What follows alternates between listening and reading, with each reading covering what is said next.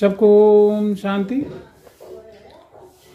सबका कल्याण हो इसकी भावना के साथ हमारी धरती माँ और सृष्टि के सारे जीवों का कल्याण हो, इस शुभ भावना के साथ हम लोग आज का अध्ययन प्रारंभ करते हैं। और आज का जो अध्ययन है वह है शिरीष का फूल। तो शिरीष का फूल हजारी प्रसाद द्विवेदी जी के द्वारा लिखित है और एक ललित निबंध है। इसमें हजारी प्रसाद द्विवेदी जी की व्यक्तिगत विशेषता और उन्होंने जो संस्कृत साहित्य का बहुत गहन अध्ययन किया है उसका इसमें मर्म छिपा हुआ है। तो उन्होंने कालिदास से तुलना किया है। कालिदास के बाद बहुत सारे वात्स्यायन को लिया, फिर अन्य सारे बहुत सारे कवियों को लिया, वाल्मीकि हैं, वेद व्यास जी हैं, इन सारा और ब्रह्मा जी जो सृष्टि के आदि कवि हैं जिन्होंने वेदों को दिया। उन्होंने जो तीन कवि माने, पहले कवि ब्रह्मा है जिन्होंने वेदों को दिया, दूसरे कवि हैं वाल्मीकि जी जिन्होंने रामायण दिया, और तीसरे व्यास जी। इसके बाद वो कहते हैं कि कर्नाटक की जो वज्जिका है उनके माध्यम से उन्होंने कहवाया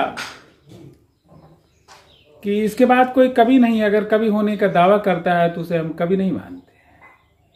वो कहते हैं कर्नाटक की राज राजेश्वरी उनके सिर पर अपना बायां पैर रखती है, तो बायां पैर रखने का मतलब उनको अपमानित करती है, अर्थात वो कवि होने लायक नहीं है।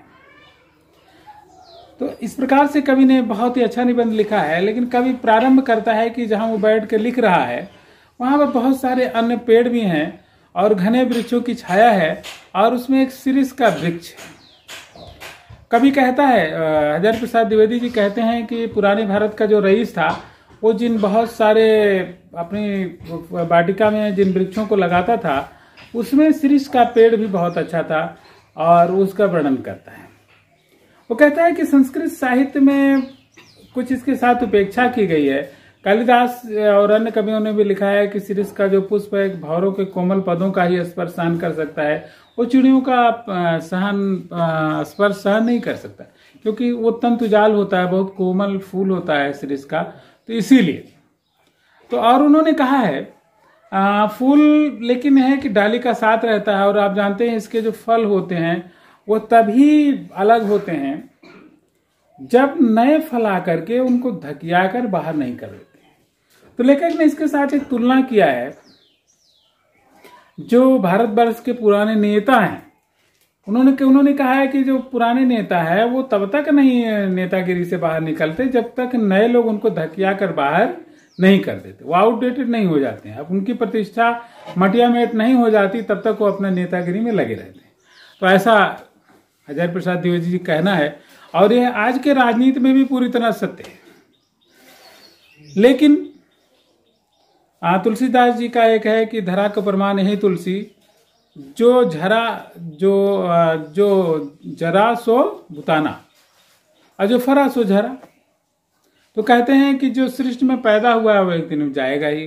तो वैसे ही ये भी सत्य है कि जो पुष्प आज हुआ, फल हुआ, वो फिर धीरे धीरे डाली से टूटेगा भी। ये हमारे जीवन का भी सत्य है और सृष्टि का भी सत्य। कहते हैं दुरंत प्राणधारा, अपने जिजीविषा को बनाए हुए, जीने की इच्छा शक्ति को बनाए हुए, दुरंत माने जिसका कोई अंत ना हो। और क्या है, कालाग्नि सपा सब कोड़े चला रही है, उसमें वही बचते हैं जो क्या हो चलते रहते हैं, और जो स्थिर रह गए वो उनका नाश हो जाता है। तो कवि इसी माध्यम से कहता है कि कभी भी स्थिर न रहें, हमेशा चलने का प्रयास करते रहें। और लेखक ने तो नहीं लिखा है लेकिन महात्मा बुद्ध की ये पंक्तियां हमें अनायास ही याद आ जाती हैं, चरवे चरवे तथा चलते रहो चलते रहो। अब हजारी प्रसाद द्विवेदी कहते हैं कि एक ऐसा वृक्ष है ये जो कि लू में भी वातावरण से अपना रस लेता रहता है और सरे सावन हरे भादों तक ही अपना फलता फूलता रहता है कभी कभी, और उसके फल तो इसमें हमेशा ही लगे रहते हैं। और निर्घात गर्मी में जब बहुत बड़ी गर्मी पड़ती है मई जून की, उसमें भी शिरीष का फूल अपने पुष्पों से मरमरित होता रहता है। पुष्पों की सुवास चारों ओर सुगंधित मीठी सुगंध, धीमी सुगंध चारों तरफ फैलाता रहता है। तो इसका बहुत बड़ा गुण है। अब इसके बाद उन्होंने शकुंतला की भी थोड़ी चर्चा किया है कि शकुंतला और कालिदास जो उन्होंने अभिज्ञान शाकुंतलम में शकुंतला के सौंदर्य का वर्णन किया है, तो उन्होंने दुष्यंत को दिखाया है कि दुष्यंत एक चित्र बना रहे हैं जिसमें कुछ कमी रह गई है, अर्थात शकुंतला के कपोलों पर एक अपना पुष्प लटकाना भूल गए, कुंडल लटकाना भूल गए पुष्पों का, तो इस कमी को वो दर्शाते हैं। तो किसी भी इनके प्रकार कवि और बहुत बड़े लेखक हमारे जो हिंदी साहित्य के मूर्धन्य विद्वान भी हैं, हजारी प्रसाद द्विवेदी जी ने उस अपने इस ललित निबंध में अपनी आभा को बनाए रखा है और शीर्ष के फूल के वर्णन वो अपने सेंटर में लाते रहते हैं। और अंत में कवि ने कहा है कि अवधूत, अवधूत कहते हैं कि जिसका मन किसी सांसारिक चीजों में आसक्त ना हो, जिसको कल की कोई चिंता ना हो, कल के लिए कोई संग्रह ना करे, आज पर जिंदा हो और उसे परमात्मा पर अटल विश्वास हो, तो इस प्रकार का जो व्यक्तित्व होता है उसको अवधूत कहते हैं। तो कहते हैं शीर्ष भी एक प्रकार का अवधूत है। और उन्होंने तुलना किया महात्मा गांधी से कि महात्मा गांधी हुई जो असहनीय मारकाट हुई, जो 1946 में दंगे हुए हिंदू मुसलमानों का और अन्य लोगों का, उसमें भी वह स्थिर रह चुके थे, अनासक्त रह चुके थे। यह उनकी बहुत बड़ी विदग्धता थी, बहुत बड़ी अवधूतपन था, महात्मा गांधी जी के व्यक्तित्व का बहुत बड़ा त्याग था, ऐसा हजारी प्रसाद द्विवेदी जी मानते हैं। तो जो भी हो, विभिन्न प्रकार के राग दोषों में भी अपने को निरपेक्ष रख पाना और अनासक्त भाव से रह पाना, ये बहुत बड़ी साधना है, जिसके कारण महात्मा गांधी जी को याद किया है हजारी प्रसाद द्विवेदी जी ने, उनको अपने श्रद्धा सुमन अर्पित किए हैं कि वह अनासक्त रह चुके हैं। तो आप इस चैप्टर को पूरा, हमारे जो छात्रगण हैं जो हमको बोर्ड की तैयारी नहीं कर, जिन्होंने सुना उनको धन्यवाद। जो छात्रगण हैं चैप्टर को एक बार पुनः पढ़ेंगे और इस वीडियो को पुनः देखेंगे, फिर प्रश्नों को हल करने का प्रयास करेंगे।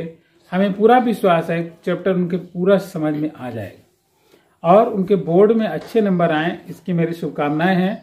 और लेकिन अन्य दोस्तों को भी जोड़ें, इस चैनल से अधिक से अधिक सब्सक्राइब करवाएं ताकि ज्ञान का प्रचार और प्रसार हो सके, लोग अच्छे अंक आए। ओम शांति।